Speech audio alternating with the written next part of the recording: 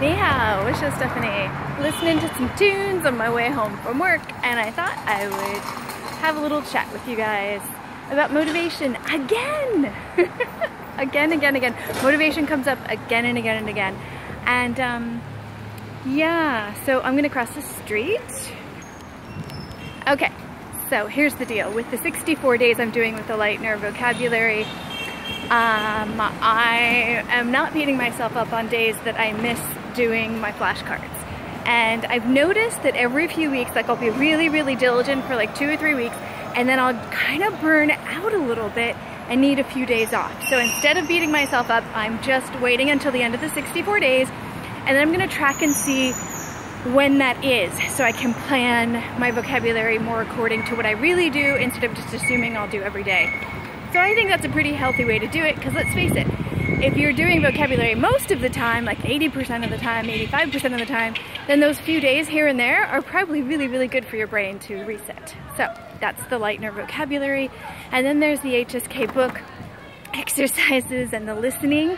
And I really fell off the wagon. I was doing really good I had a 6-week plan, and last week was the first week where I did only one of the 3 chapters that I planned to do, which is, I did about half of the 1 chapter that I planned to do, but it included all of the listening, at least once, going through it once. So it's not nearly, sorry, there's some folks having some fun over there. I think they're having fun? I think so, they're laughing. Anyway, so I think that's still not too bad, because I just counted. I have exactly 3 weeks before the test. I built in an entire review week, which I can now use to work on the last 2 chapters that have kind of fallen off time-wise.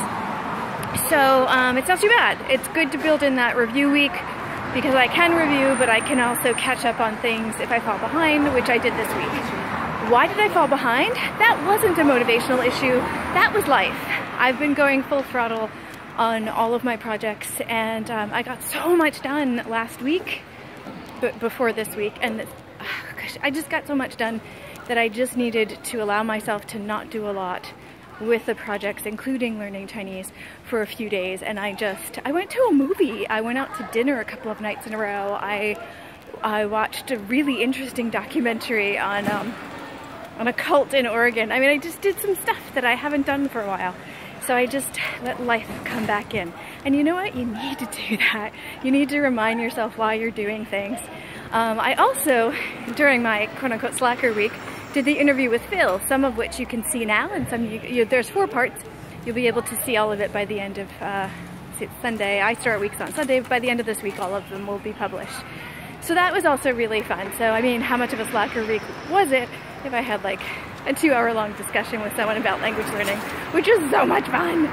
By the way, if any of you guys are studying Chinese, and at any level, even if you just started, I think there's still stuff that the audience, the viewers here can learn from you. I'd love to interview you, just let me know. Let me know! You don't have to be in China, you don't have to be in Shanghai, we can get all digital on this.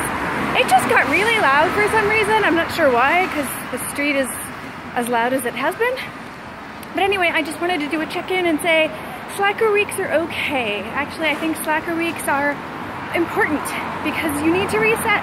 You need to remind yourself, you need to reevaluate your goals as you go, not just daily, weekly, monthly, but you know, within, I don't even know what to call it, trends of those sprinty moments where you're really on track and you're absorbing so much and you're learning so much, and then you need a breather.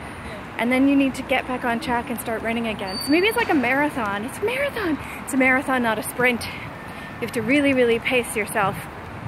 And take those breaks, take those drinks from the crowd, and sip them up, because you need that energy to keep going, because it's a marathon. This is not something that's going to happen anytime soon. This is going to be a long time, and I'm in this for the long haul. So yeah, slacker week over. I did my listening. I redid the listening that I did last week because it was the only one in my bag. That's how slacker I was. I stopped carrying around my notes. So I redid that, and I did some of the reading, and I'm gonna attack the other chapter tonight. And I feel back on board, and I did all of my flashcards for the past 2 days. So I'm back on board with that. So it's good. Let yourself have a slacker week. Yeah, that's what I'm thinking. What do you think? Do you have slacker weeks, slacker days? Or do we call them cheat weeks? I don't know, sort of like the food thingies, the paleo guys have cheat days. We have cheat weeks. Kind of think we need breather weeks. That feels like a more sane way to call it. Anyway, oh, this is a cool intersection. Here, I'll let you see this. I'll let you see this and then we'll go. There's something about traffic in cities. I really like cities. So I'm just gonna do a quick panorama and then we're gonna let you go. I appreciate your comments, your feedback, all your stuff, man. I appreciate all your stuff. All right, Satyan.